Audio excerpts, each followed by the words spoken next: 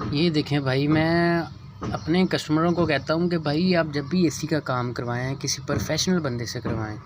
اب یہ دیکھیں، یہ پائپ سارے پنچ ہوئے ہیں، جس بندے نے بھی پائپ ڈالے یہ فصلی بٹیروں سے 200-400 کی خاطر فصلی بٹیروں سے کام کروا لیتے ہیں کسٹمر حضرات، تو بعد میں وہ کہتے ہیں یار اے سی کام نہیں کر رہا۔ اب آپ کے سامنے یہ پیچھے آپ دیکھ رہے ہوں گے کہ میں نے سارے یہ آؤڈر ادھر سے چینج کر کے اب اوپر لگائے ہیں یہ سارے۔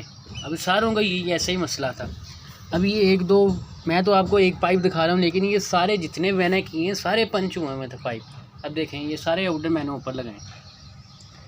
تو کائنڈلی آپ سب حضرات سے گزارش ہے، جب بھی آپ اے سی کا کام کروائیں کسی پروفیشنل بندے سے کروائیں۔ اب 200-400 کی خاطر آپ اپنے اے سیوں کا بیڑا گرک نہ کروائیں۔ اب یہ دیکھیں، اب یہ اس نے کیا کام کرنا ہے اے سی نے، وہ بالکل ہی پیپ پنچ ہوا ہوا یہ۔